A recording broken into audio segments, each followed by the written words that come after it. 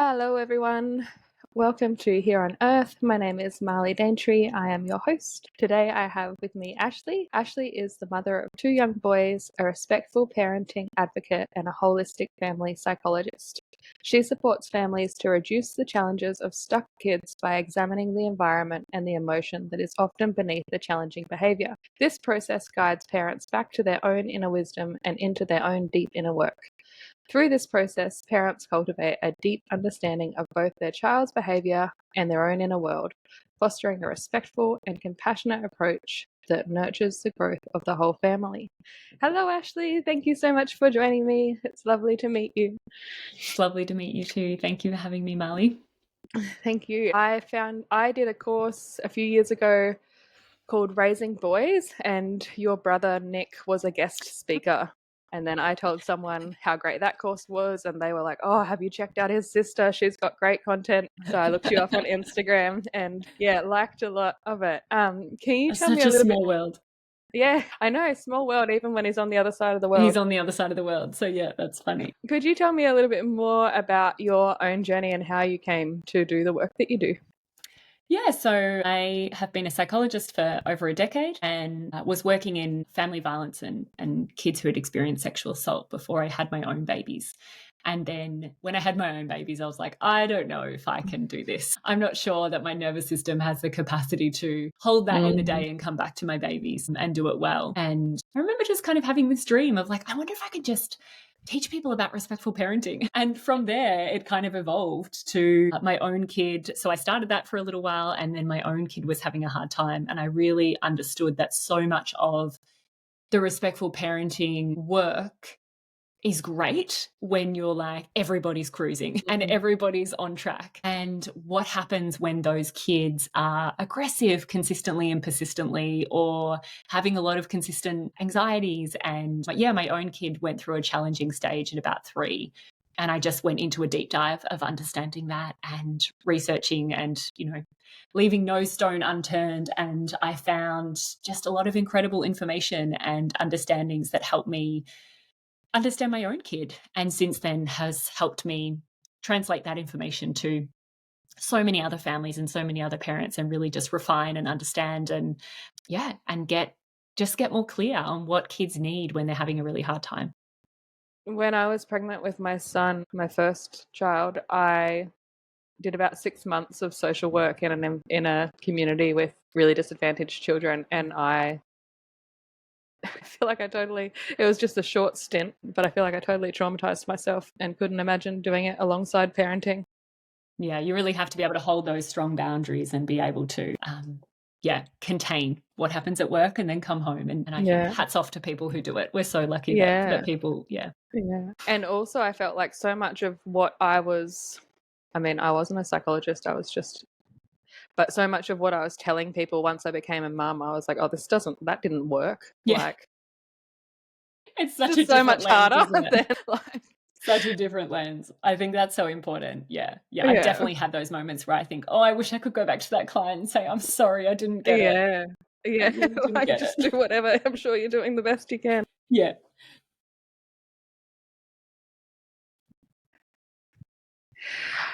So there's been a number of posts on your Instagram that really made me think about my own parenting and sort of stuff I noticed.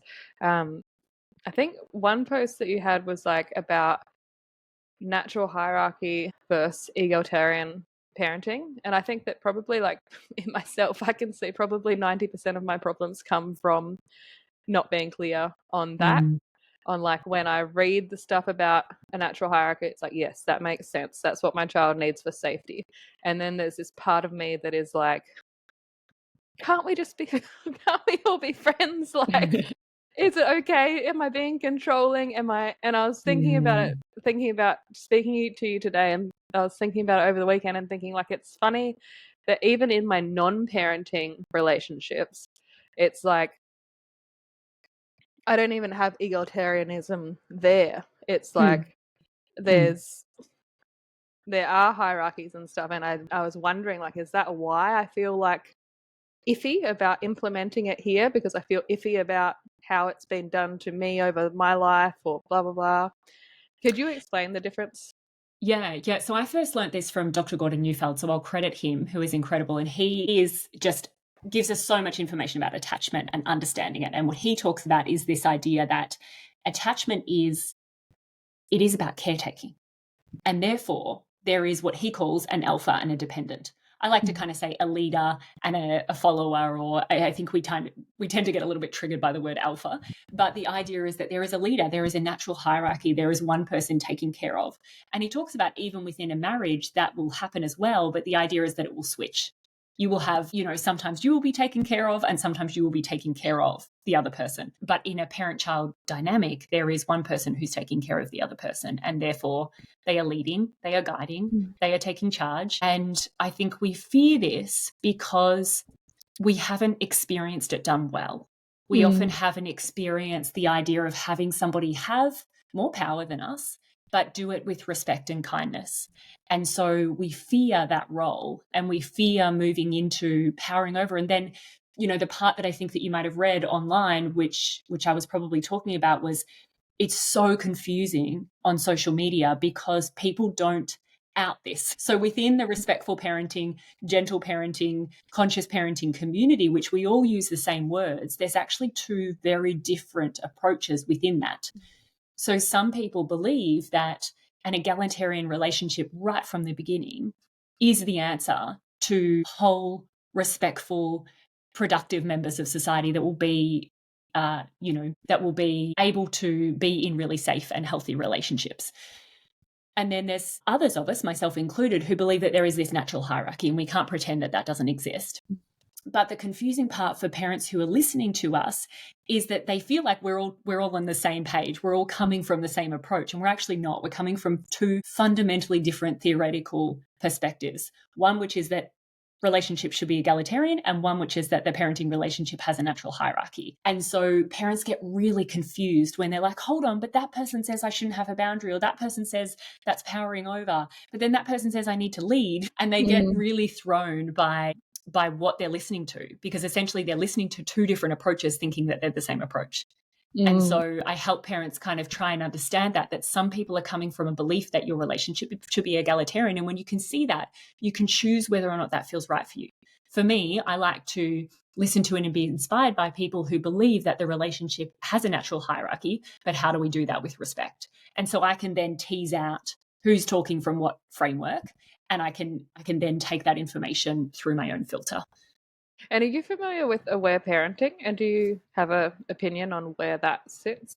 That's a good question. Well, the thing is, like, aware parenting started with Aletha Salter. So I hope that's how you say her name. But there has been a lot, like, obviously there's a lot of training under that. And so there would be different people with her same foundation. What does she believe? I would say she would probably stand that she's still a big on boundaries and holding boundaries and not letting kids, hurt themselves, others.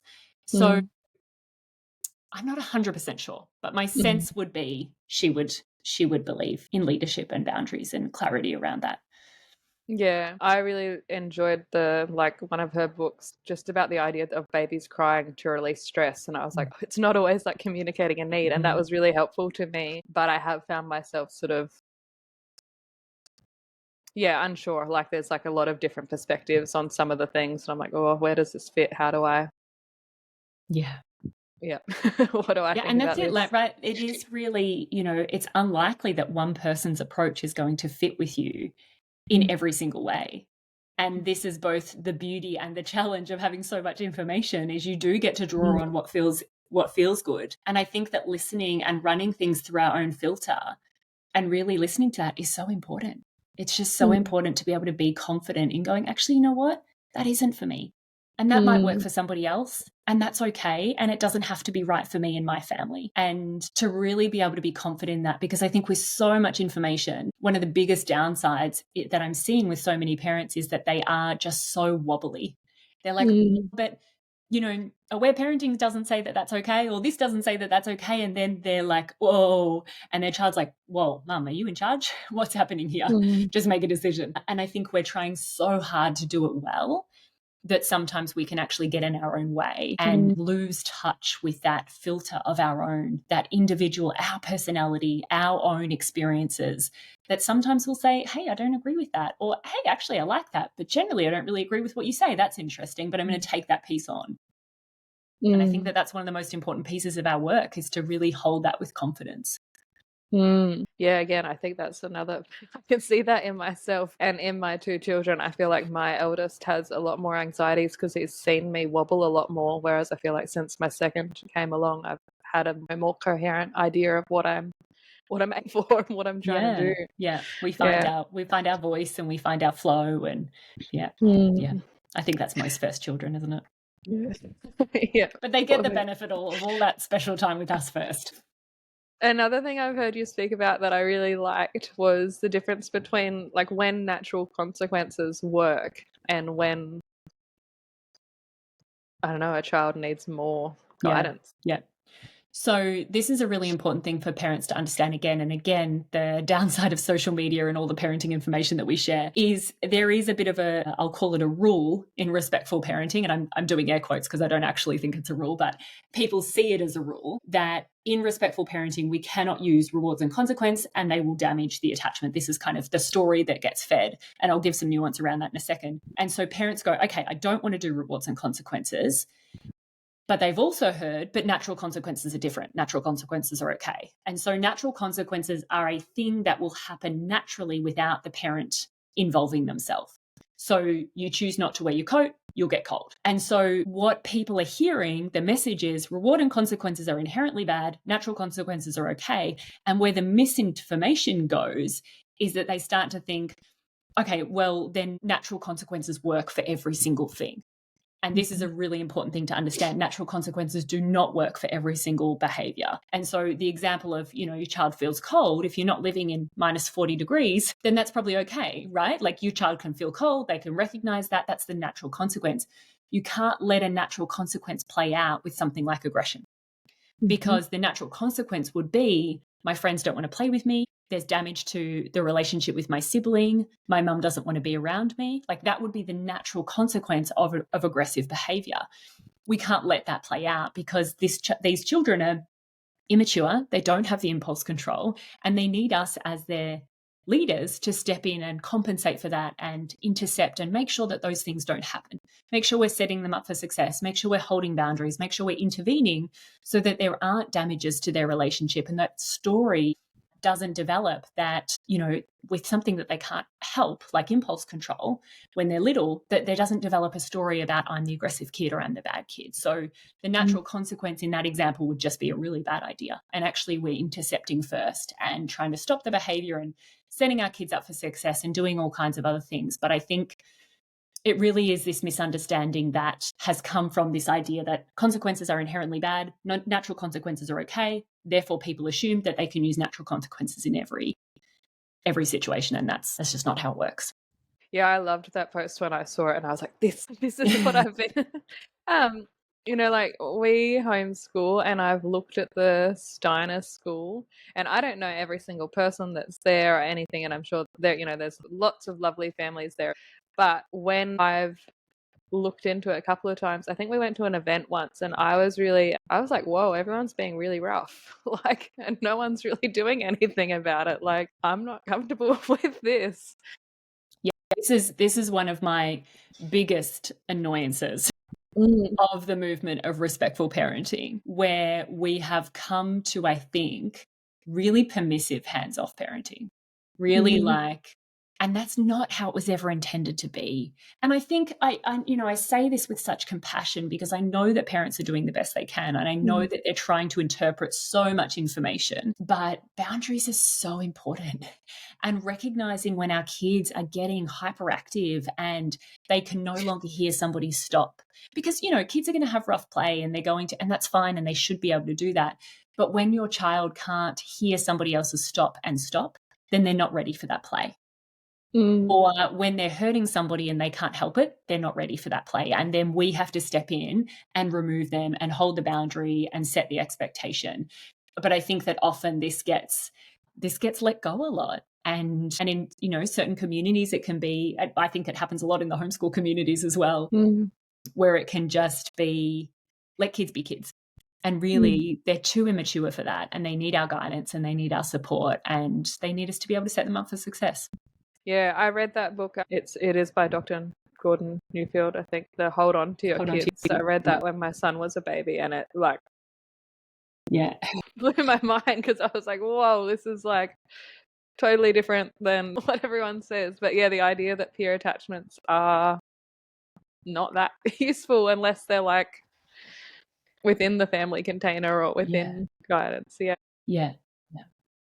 I think another post, and the other thing, I saw this on your Instagram, but the idea that like just because they're laughing doesn't mean they like it.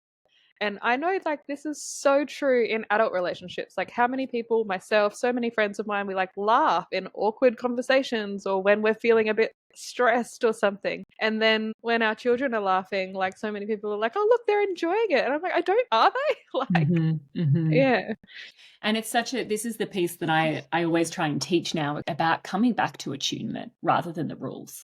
Rather than this is inherently good for kids or this is inherently bad for kids or you can do this or you can't do this, which is just what we've heard for the last probably 7 years. Really, it's about looking to your kid, looking into their eyes, looking into their body language, looking into them. And when you pick them up after a separation or when you pick them up after a play date or when you're watching them play, to really tune in and not just at that surface level of, okay, they're laughing, they're having fun, but to really tune in to what is their body telling us. And I think that when we pause and we take notice of that, we really can see, oh, my kid's not enjoying this. And, I've had experiences where I remember after dropping my kid off at a drop-off homeschool program and I picked him up and I thought, oh, today didn't go well, I can tell. And he didn't want to leave that peer orientation. So he was stuck at the playground and he just wanted to keep playing and he was really resisting. And I had to really lead him there and say, no, this is what we're doing. And I got him in the car and everybody else was kind of saying, why are you leaving? Like, keep chatting. Let's keep, and I got him in the car and I just saw him go, like at the time, he was saying to me, Mum, no, don't take me away from my friends. No, Mum, I'm having fun. But I could feel it. He wasn't having fun. It was this stuckness, this tricky energy. And yes, he was laughing, but I could feel this hyperactivity and this discomfort underneath that. And when I got him into the car and he just softened, I thought, yeah, those moments are really important where we read our kid rather than what we assume or what it looks like on the surface. And, guide them to where they need to be because they're still really little and they still need us to sometimes say, we've had enough now. You've had 6 hours of this. It's time to go home.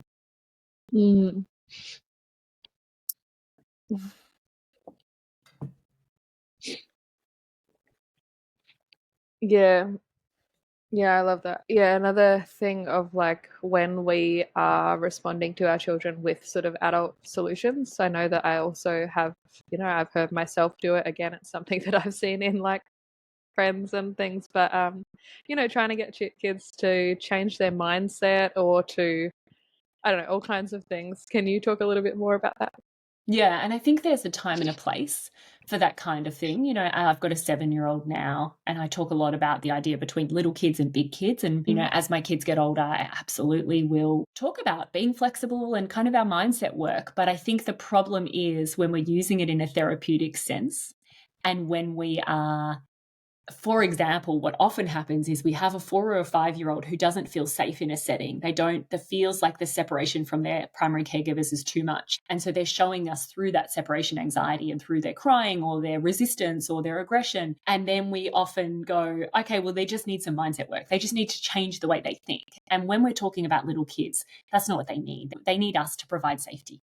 They need us to ask, okay, well, why is this kid resisting going? Why don't they feel safe? What can we actually do to provide more safety rather than getting them to shift the way they think? And, I know in my more traditional days as a psychologist, I did CBT work with 5-year-olds on anxiety. And now I just think, oh gosh, I can't believe I did that because it doesn't solve the root of the problem. It doesn't listen to what the behavior was telling us, which is that child isn't feeling safe. And it's not actually up to a 5-year-old to change the way they think in order to be in an environment that doesn't feel safe. We actually just need to provide an environment that does feel safe. So what can we do differently to actually make that school or that preschool feel safe rather than trying to get the child to change the way that they think and be more positive. But yeah, as children get older, I think that we can absolutely use those tools here and there. And, I talk to my kids about being flexible and things like that, where sometimes it is about validating the emotion, and sometimes it is about being in the moment saying, yeah, this is really hard. And then sometimes it is about calling them forward to be flexible or make a different choice or be the big person in that moment. But I think everything has a season. And I think this is where we get really muddled is, sometimes we're trying to do that with 3 and 4 and 5-year-olds. And I'm all thinking that's like a 7, 8, 9-year-old thing that you would bring in. And that just, that little kid phase is really about us compensating and protecting and providing safety so that they feel that genuine safety. And as they get older, we can add these tools in. But sometimes I think that we try and, bring yoga to 4-year-olds and bring mindset work to 5-year-olds, and it's just not the season for it.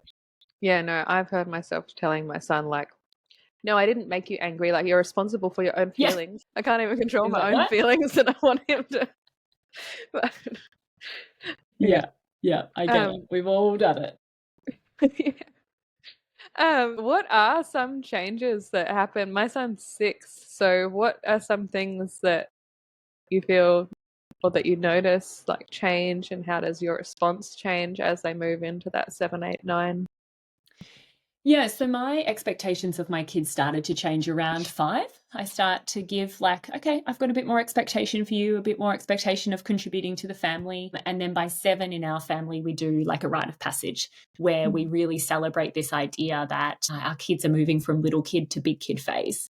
And so with my 7-year-old recently, we had just a beautiful ceremony where we got him to do a challenge. So we had to climb up a local mountain. It actually, in the end, wasn't as hard as I thought it was going to be. And he went with my dad, so his grandfather and his dad. And they really just made it this big event of us. We just talked about it a lot. Like, you're moving into big kid phase.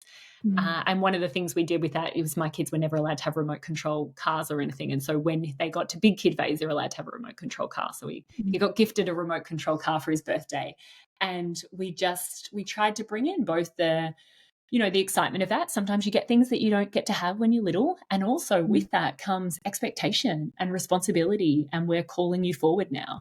And so not only was it a message to him that the expectations would be shifting, but it was also a message to us. Because I think that sometimes it's easy as parents to just keep parenting the way you parent your 4-year-old as you're parenting your 7-year-old. And when we don't have rituals and ways of marking that in our society, we get a little bit lost.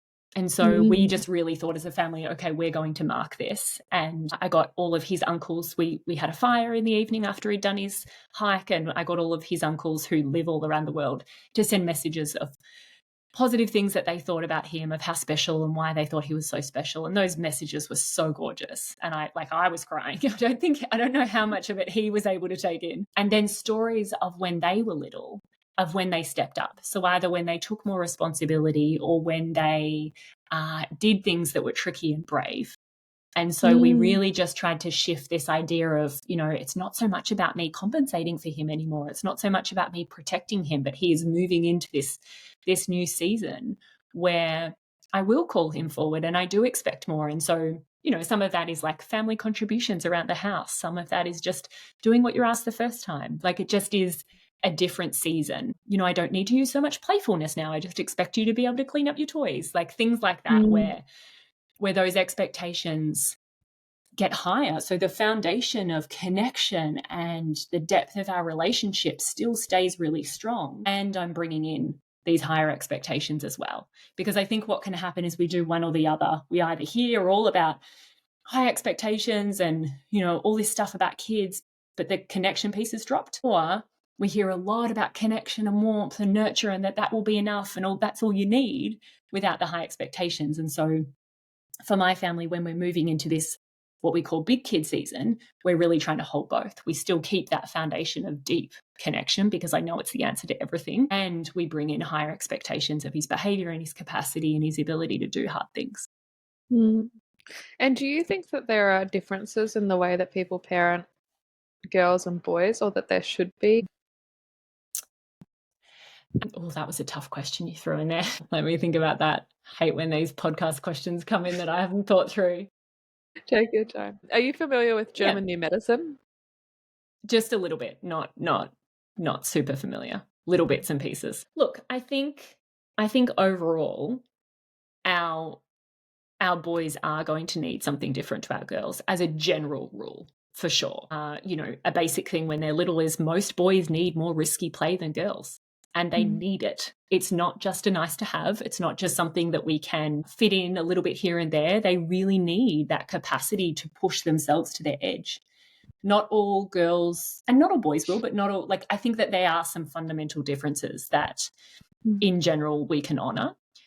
But I guess I'm still parenting little kids. So, like a 7-year-old, I guess I haven't hit that teenage years where it probably becomes more important. What do you think? What's your sense? I thought that there was no difference until I had a boy and a girl. Then I was like, yeah, they're pretty different. And so I had someone on the podcast and we were talking about biological parenting from German New Medicine perspective. Okay. And one of the things that we talked about was that boys do respond to sort of like rewards and not punishment, but like ignoring bad behavior, sort of not focusing on what you want and what you expect. And she said that a difference is that can be quite dysregulating for a girl to be ignored, that they sort of crave a deeper, more safety and connection, and you can sort of, I'm not sure if she said this or if this was my interpretation, but like constructive criticism sort of works with girls as well. Like you can talk about things and that works, whereas boys don't really, it's not so much they don't really want to be criticized, they just want to be like acknowledged for what they're doing right and like hold that vision for them. Yeah. And I do notice. Sorry, go.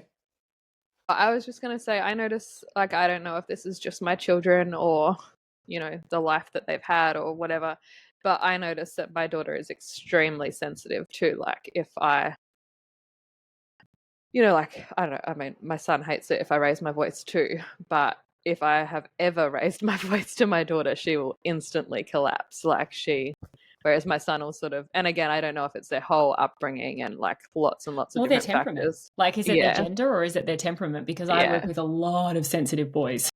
Yeah. And I would say the majority of my clients that come through are sensitive boys who end up being aggressive because of that idea of like the yelling was so intense or the criticism was so intense. So I think like anything, we can take these ideas on board and then tune into whether or not it fits. But it really comes back to that attunement rather than, okay, my boy will need this because he's a boy. But okay, if that's what people think, that these boys generally do this, does this fit for my particular child? And I think, again, that's what we have to do with every piece of parenting advice, is really put it through our own filter and our own individual child. Because in a lot of cases it will work, right? And it will make sense.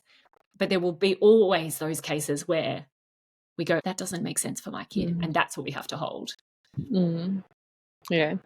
But yeah, I don't know. Another difference, I just think it's really cute. Like my son lines up all of his toys and it's like he'll like be like, these are the daddies and they're protecting the babies. And like my daughter will like line up her toys and be like, these are all the babies and I'm kissing them all goodnight. And it's like, I don't know, they're like playing with the same thing and doing cute things, but they just have this slightly different. It was just take on it. Yeah, before I had kids, I really thought there was no difference. And then when I had them, I was like, oh, I don't know. Yeah, it's an interesting question. Yeah. I think another thing that I've sort of seen in social media is the idea that we do have such high expectations, just what you were talking about before, on small children. And like sometimes it's like we almost get it backwards. It's like we've got so much expectation on small children, but then when they're big kids and teenagers, we still want to control them and micromanage them. Yeah, and I would say what we do is I think we just get our expectations in the wrong area. So we have really high expectations of young children for independence and separation. And we expect them to be able to tolerate attachment distress quite significantly. And we normalize that. And we normalize separation anxiety. And we normalize screaming at drop off. And we normalize all of that. And we say they just have to learn, they'll get through it. And that's the part where I'd say, no, they don't. It's our job to make it feel more safe. It's our job to shift the environment, to deepen the relationship with the teacher, to do something to make it feel more safe. But then I think because we're pushing them in this area, because it works, with society and economically, we kind of feel pulled to do that, then it seems like we drop everything else. So then they don't have to pack up their own toys. And they're not expected to, I don't know, bring their stuff in from inside of the car or help clean up the kitchen. Like we drop everything else. And I think this is where we're putting the expectations in the wrong place. And then yeah, as they get older, I think that can be intensified even more. Mm. Yeah, sort of similar to the natural consequences thing, but yeah, I often get told by people like, oh, you should send them to school because like bullying is part of life and they need to experience it. And I'm like, That's the no, worst no suggestion. way. Like, School's got to have more stuff than just bullying. Please, if we're going to advocate I'm for sure they school, say other let's give things, them a but bit more credit. when I Or bring schools. up my objection, that some of my objection comes from this idea of Yeah, I children get it. being peer orientated Yeah. and sort of treating each other in whatever ways, and yeah, and this idea of like, oh yeah, they just need to experience that. I feel like they will when they're adults or when they're older children that can sort of handle like, yeah, I guess especially that first 7 years I feel like isn't, and I think this is something that Nick said on his course, is like that first 7 years is just safety, safety, safety, and then after that perhaps it's useful to have experience with difficult relationships and work your way through it or something. Yeah, and I would say probably even longer than that when we're talking about difficult relationships. And one of the things that I think is really important is that true play is free to enter and exit. And so anytime a child is actually playing, they are free to walk away and go, this isn't working for me anymore. And that is why play works.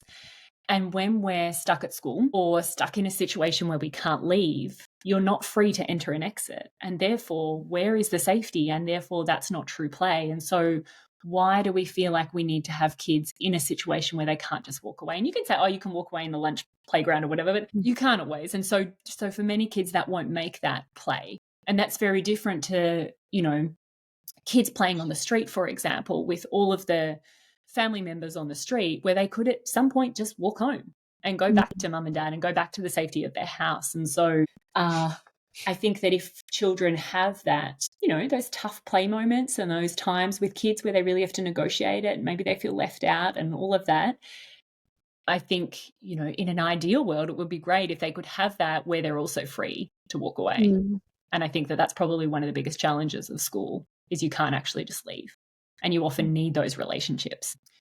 So why, it's just such an interesting argument but they would have more, I think when they're little, I think they need that freedom to walk away. And then when they're older, to have the capacity to hold on to themselves, hold on to their true knowing and hold on to what they value and not be so wobbly in that. And the older they get, the more likely they are to be able to hold on to themselves. And so to put them in situations where they need to be able to hold on to themselves before they're ready is not necessarily going to create resilience, or it can just create children who are hardened.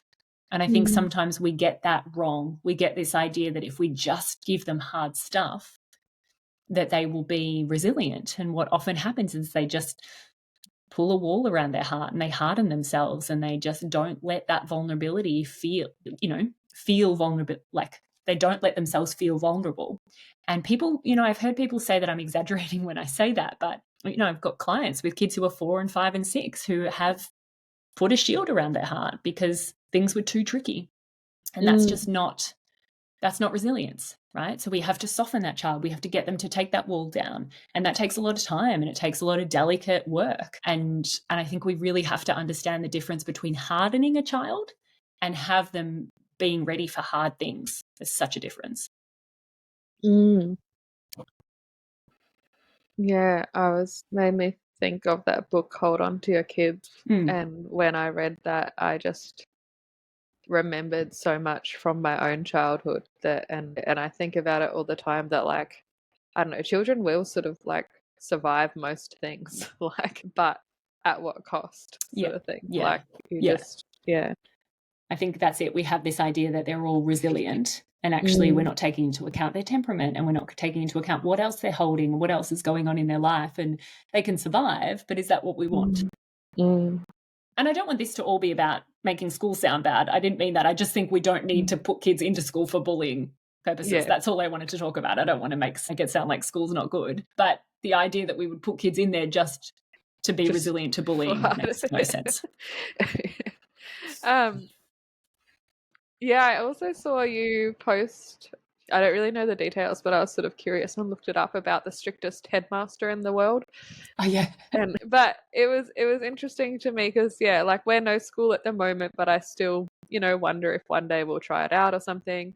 And so I'm always sort of asking people about their experience of school or their experience of different schools and homeschool and, what works, what doesn't. And it surprised me how many people said that their boys did better in a strict standard school than in alternative models.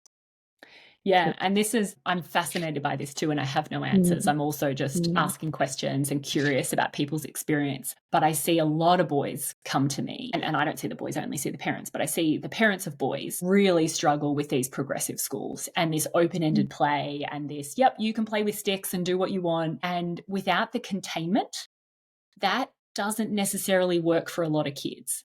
And the how the play can get aggressive, and again, because we're talking about you're not free to enter and exit.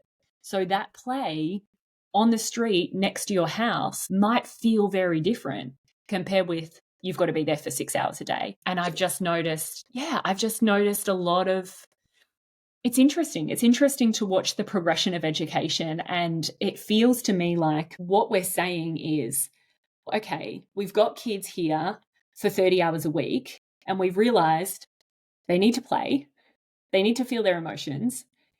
Okay, how do we put all of that into a school? And I just go, oh, is that the best way? Like, I would love probably a strict school that's really short. That, yes, you're going there to learn. And yes, you are going to respect your teachers. And yes, you are going to listen and not muck around.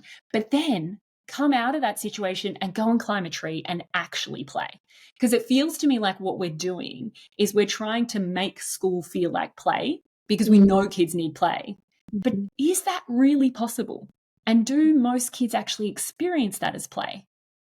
And so we're trying to, okay, we've got to make it play-based learning. We've got to teach them how to read through play. And I really question that. I don't have any answers. I don't know what's right or wrong, but I really question that. And I know for my own kid, what's really worked is, okay, when we do schoolwork, when I teach you to read, we're focusing for 15 minutes, and I'm not going to make pretty little games, and I'm not going to make it, we're just going to read for 15 minutes.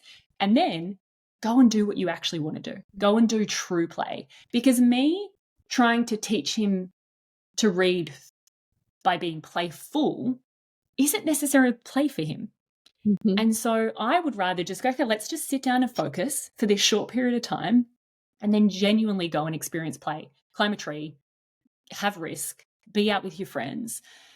And I'm not convinced that this idea of this progressive way of education is going to work for a lot of kids, especially our more sensitive kids. And I'm not convinced that, but I can see the challenge. The challenge is we've got kids there for so many hours a day. We've got to fit in all of these things that we know are really important for their development. But then at what cost, and what are we losing? And is it really play, or is it just making everybody feel unsettled? I don't know. I don't know. mm. I love that idea because I think that there's been times where I've thought like, how do I create a playful lesson and I don't know what No, to I do. do not do I'm not doing that. And it's funny because my parents are both teachers, and my mum was like, "Oh my God, you're going to kill his love of reading. This is so boring." And I was like, "I'm not. Trust me. Just give me Mm, 6 months. I'm going to teach him how to read. And yes, it's not going to feel fun for that 15 minutes. It's work. It's not actually play. Play is not mm, work. You're focused. You're doing something you don't necessarily want to do for an outcome. I'm not going to trick you into trying to think it's fun. But what I mm, am so passionate about, and I know, is because we have modeled reading, we have loved reading, we have books all over the house. I know that when he gets to the point of reading, he's going to be motivated. And that's what I would mm, say to him. So you have to do this part here to learn to read, and it won't necessarily feel like fun, but when you get to read, you're going to love it. And I mm, need you to trust me on that. And he did. mm, And it's true. And it worked. And it won't work mm, for every kid. Like, I know my kid, and I chose a specific approach that would work for him. But I also knew that he would see right through the games. And he did. Like, the couple of mm, times when I tried them, he's like, "Mum, what is this?" I was mm, like, "Yeah, this is just taking more time. It's going to make everything take longer. Let's just focus for 15 minutes. In 6 months, I'll have you reading. That's going to be our approach." mm. And then, yeah, actually play. Yeah. No, yeah, I like that. I'm gonna get a lot of value out of this episode myself. Um, Yeah, I think another thing, whenever I've looked at school, it's like that's been the thing that's sort of stopped it for me. It's like 4 seems way too young to start. And then by 7, I'm like, yeah, if school started at 7 for a few hours a day, that would be great. Like, I'd be into that. but to start at 7 and then go into like 8 hours or 6 hours, however many it is, like every day for 5 days a week. I'm like, it's a And it's lot of hard. It's time. hard because it's set up for parents to work as well, which is really tricky because a lot of parents need that childcare but then that's where it gets all muddled, isn't it? Is it an Yeah. education system or is it childcare? Yeah. Like and I don't know. What if we had education in the first couple of hours and then childcare if you needed it or something like that? Mm. But this amalgamation of everything, this attempt to fit it all in, the attempt to do it all, I'm just not convinced it's working. And I'm interested to see how it flows out. But yeah, I'm in, and that's why. So you brought it up initially. I was listening to a head interview by the strictest head mistress in the UK, and obviously she said some things that people don't agree with, and she said some things that are really a lot of people are unhappy with. But I was just interested. I'm always interested to hear Mm. other people and what are they doing, and what are they doing that seems so different from what I'm doing, and why is it working? And it was just interesting, like her protection of bullying was a really big part of the Mm. school. So you can't talk to other kids when you're in the corridor because she's protecting them from being mean to each other. And so there's a Mm. lot of little interesting things like that that I was fascinated. I don't think I would go and enroll my kids tomorrow, but I'm interested in people doing things that are different. And I'm interested to see what works because what I'm noticing is a lot of the kids that come to me are struggling with this progressive, unstructured, lack of rules kind of system. And obviously I'm biased because I see the kids that are having a hard time. I don't see the 70% of kids that are fine. Mm. But yeah, I'm just always questioning what's working and what else can we bring into our perspectives.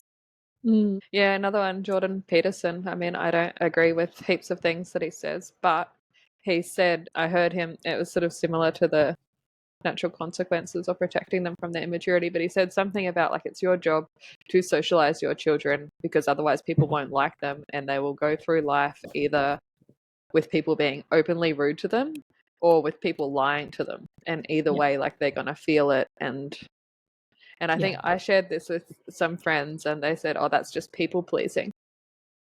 Mm. And I sort of felt a little bit like I was like, I don't know, like I know that I certainly, that's something I've struggled with and like debated myself on. So I was like, oh, I'm sort of open to So this is a really good wondering that. question. I've been mulling over this lately a lot because yeah, there's a lot of things that Jordan Peterson says that I would not agree with. And he doesn't really honor immaturity and he doesn't really honor emotions. Mm. And so, however, what he does do well, and again, this is where in our society we struggle. We go, well, somebody's political beliefs are against what I believe, so I'm going to throw out everything they say. We struggle to take the parts that go, hold on, that part makes sense. I don't like, he believes that children should be socialized completely by 4. I don't agree with that. I don't think that that holds the immaturity piece. However, this idea of, yeah, and the way that I've heard him say it is you teach your child how to be so that the world opens up to them. Now, Mm. I don't see that the same as people pleasing. And I Mhm. think that this is a really important distinction. And I haven't quite got my head around how to define it yet. But there is a difference between being socialized and knowing how and when to show up and what to say and people pleasing. Mhm. So, for example, we went to my brother's black tie wedding last year. And I was talking a lot to my kids about how we will carry and conduct ourselves, even at 3 and 6, in that event, because that event is calling for something different than when we're at the park with our friends. Now, you don't get to just melt down on the floor of somebody's black tie wedding in the middle of Italy in a castle. Like, that's not the place. And it doesn't mean you can't have your emotions, but there is a time and a place for different things. And there is a learning that I think we need to offer our children that does allow the world to open up to them. But if we can help them hold on to their values, like Jordan Peterson's not a people pleaser. He could not be further from the truth. But he has a strong, like, and I'm not saying his values are right or wrong, but he has a strong value, moral compass about what he believes is right. And I think if we can help our children hold that and learn that in certain environments, there are different expectations of you, then that's going to be really important. And one of those, I think, that we often get caught up in is manners.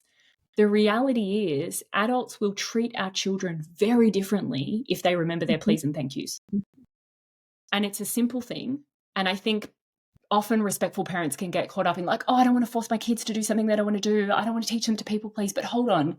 If they say to the shop person, thank you very much for my ice cream, the shop person goes, oh my gosh, here's an extra scoop of ice cream. Like, the world will be different to them. And if we're stuck on our fear of people pleasing, are we doing what they actually need us to do, which is to teach them in certain environments, you do need to learn to carry yourself differently. It doesn't mean you change who you are, but you learn that a black tie event is different than at the park, for example. Yeah, I love that. I have not, like I've never asked them to say please or thank you to me, but I've always noticed that whenever we're at the library that I'm always like, go and say please, go and say thank you. And I guess unconsciously knowing like they're going to get a better response. Like they're going to get help. They're going to get what they want rather than being told like, no. And they're not being untrue to themselves. Like, I'm not telling my kids to go and do the wrong thing or to like change who you are, but the way that you speak in certain circumstances is going to give you a different opportunity in life. And I don't think we're doing our kids I don't think we're doing them any favors to not help them see that.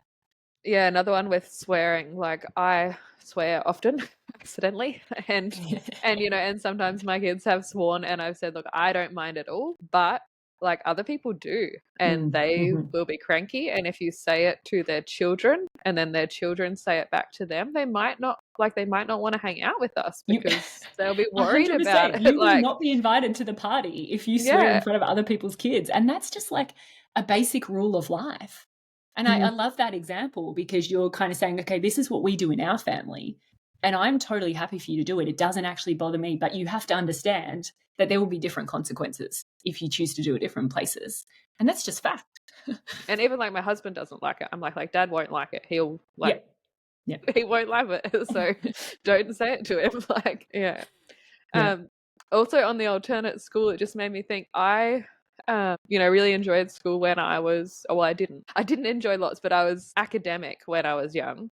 And then there was the choice of two high schools, and one seemed really academic and it was really big, and one had like a great music program and you could choose your own classes and it was all diverse and all this stuff. And I think I was a bit intimidated by the big school because we'd lived out bush and my dad was really into the music. So we went with the alternate thing. And within like a year, I was like smoking and drinking and kicked out of school. Like my whole life had changed so incredibly fast. And, there's all kinds of different things that go into that. But I think for me, like to be like 12, almost 13, and just to have sort of no boundaries. Like I remember this school was trialing this thing where you chose what classes you went to.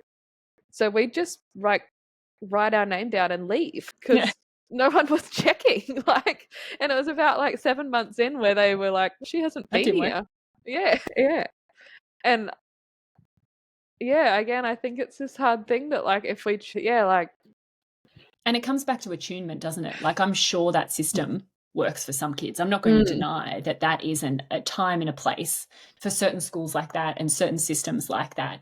We just have to tune into what's going to happen to our own kid in that situation. That would be like the worst for my eldest child. That would not be a good system. And I think for me as a teenager, I'm trying to think what would have happened.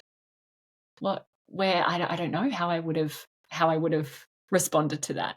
But it really, it's about always questioning and always wondering and not just thinking because it's progressive, it's better. And I think I can see for me that like it was like the peer attachment thing. It was like I was so, like so worried about keeping my peer attachments that I didn't hold on to myself and that I didn't choose what I wanted. I just went with like, and I do also remember that there was a certain point where it was like there was nothing my family could say to me that would get through to me because they weren't my attachment. Like they weren't who I was bonded to anymore. So it's like they can tell me they love me, they can tell me whatever, and it means nothing. Like, it's like. And this is the work I do with little kids. Is like, hold on to them now. Like, which is a lot of Dr. Gordon Neufield's book, hold on to them now. And when you see them drifting, pull them back. When you Mm. see them going off, pull them back. Don't let it get so far, because the older they get, the harder that becomes. But I'm even seeing it with little 6 and 7-year-olds. No, I definitely yeah, we have a little group that sort of hang out on the street, and there's been times where it's like my son's been left out or something, and he's been really upset about it. But I feel like I've thought like at this moment in time, I can take him home and we can love on him and it can get better. But I've felt like, what happens, or how do we make it that it doesn't happen, that there's a time where that can't happen, where he doesn't care what we say, where it only matters whether they approve of him or not. And it's scary. Yeah, it's a big thought. Yeah. It's a big thought to have. And I think, sometimes there's this idea where, how helpful is it to imagine the future without being able to actually problem solve the future? Because what we can do right now is we can see it's working. Okay, he can have a little hard time with his kids, with his friends, and sometimes that's not going to end well, and that can be resilience building. And then you bring him home, he's still orbiting around you, he's still connected to you. But I think when we play out scenarios that haven't happened yet or that we're not in, we can't problem solve them. And so then the anxiety just goes, oh my gosh, I don't know how I would fix that. But if we were in that situation, we would be able to problem solve it. We would be able to think outside of the box, throw everything up in the air, get creative, and pull our kids back. And I think that if we are conscious of the fact that our children moving away from us is not necessary, like they will move away from us, but not to the point where we've lost them. And if we hold on to that, then we have to have faith that in that moment we'll be able to make a decision to pull them back. Because otherwise, I think, yeah, you can get caught up in the what ifs, can't you? Yeah, thank you. That's a good reminder.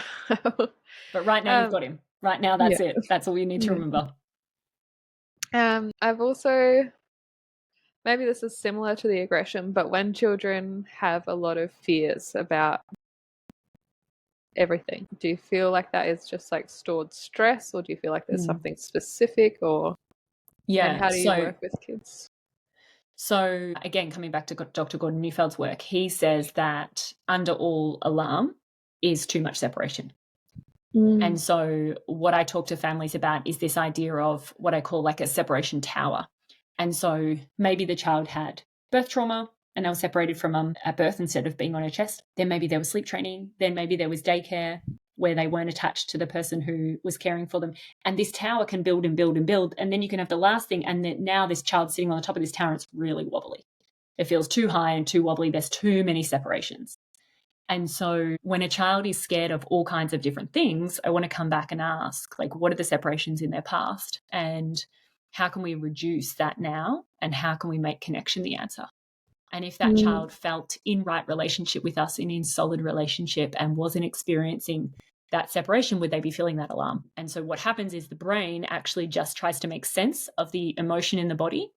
And it starts to hook on to all the reasons. So it's the monsters under the bed, it's the bugs, it's the spiders, and actually none of it's about that.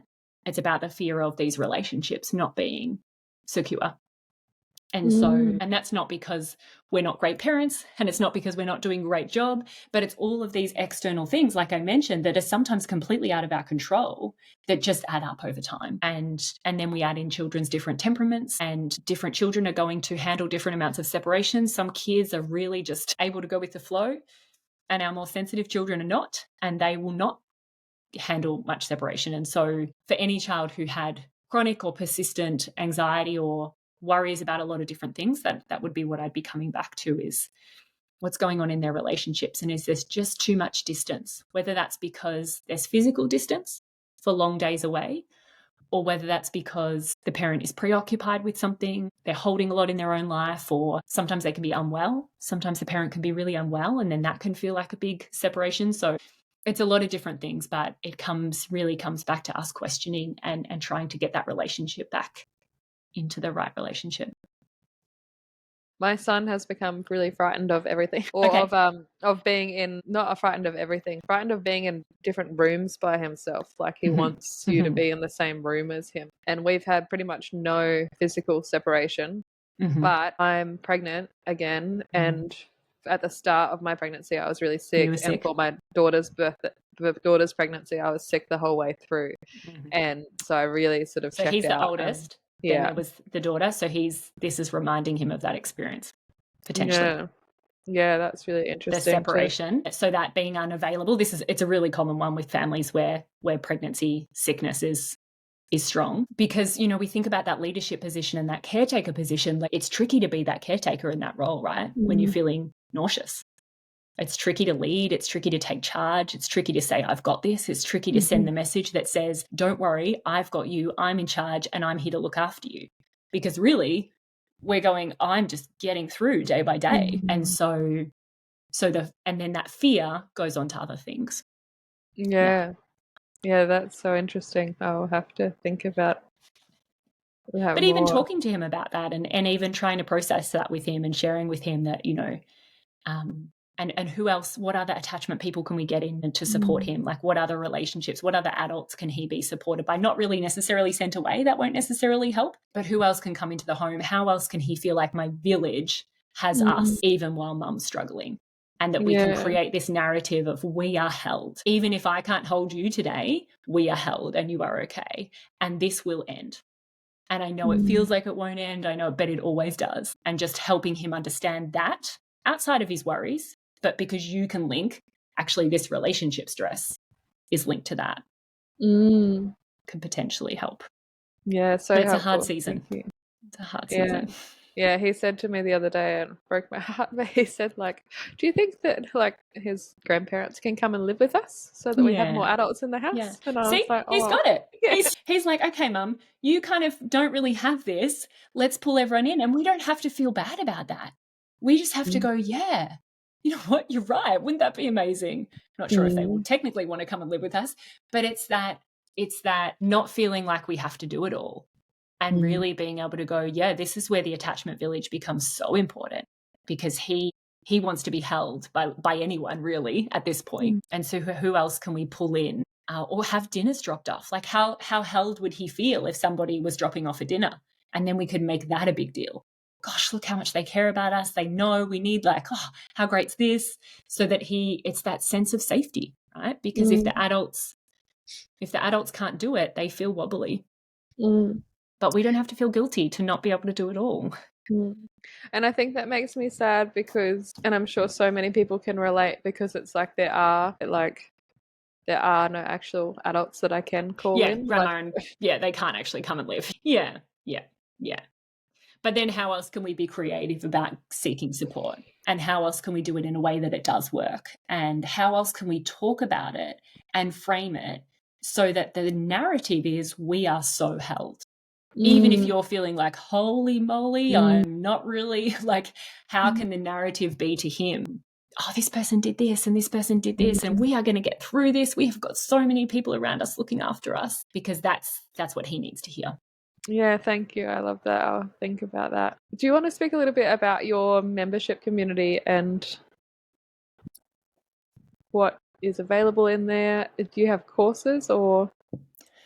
Yeah, sure. So my membership is for parents of kids who are having a hard time under the ages of 8. And there is a library of resources and lessons to help you understand exactly this. So you come in with a kid with anxiety, and I can help you go, well, this is why.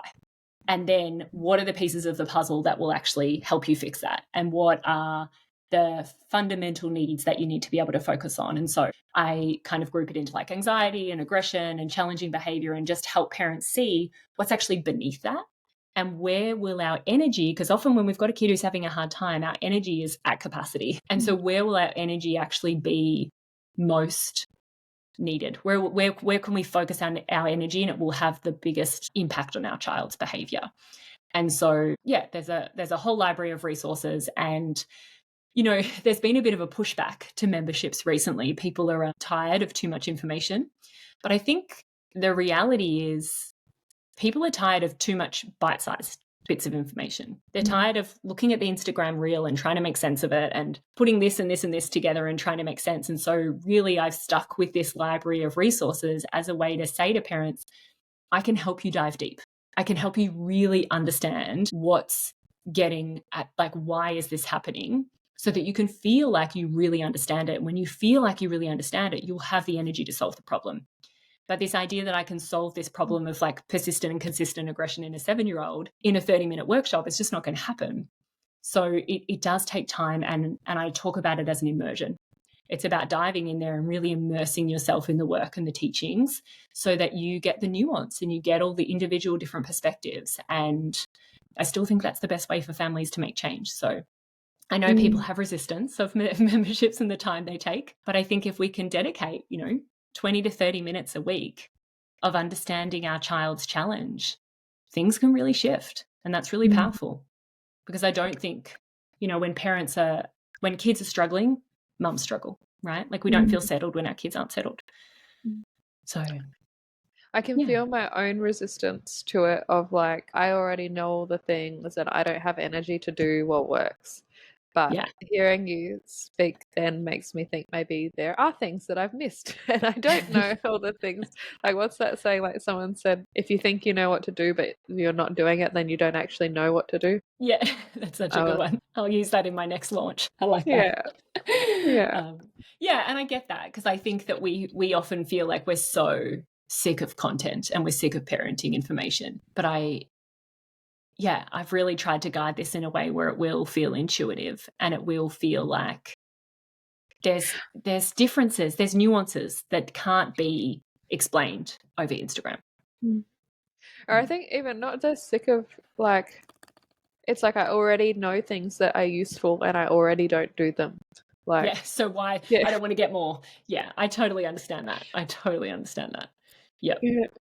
But I liked what you said about knowing where to put your energy, because I guess that's another thing, that if it just feels like there's too much, then you do don't do nothing. it, right? So if I can say to you, while you're pregnant and not feeling well, it's likely that your son has a body memory of that experience last time when he was even younger, and it's adding to that, and that's feeling like a separation.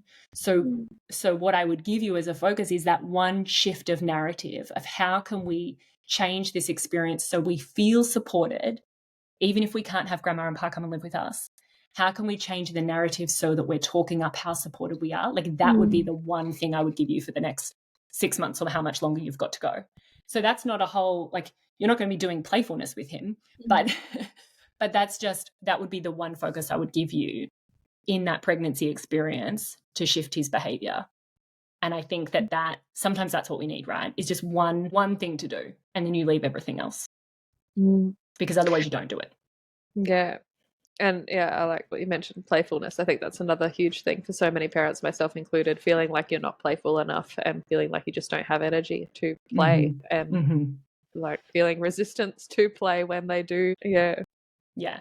And I don't play with my kids. I've never played with my kids. I don't think that that's an essential part of attachment, but I am playful, because the energy, and you don't have to be playful all the time, but your warmth and your delight and your lightness sends a message to the child, I've got enough in me, I can take care of you.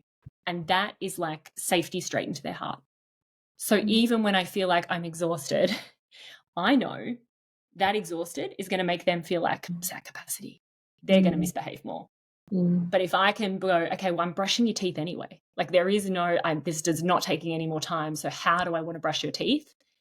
And that's what I always try to teach parents is like, I'm not adding more things to your day. I'm just saying that if you do this with a different energy, the whole dynamic might shift. And so it's not, I'm going to sit down and play Lego with my kids, or like do, play, I don't know, cars or something. Like I don't do that.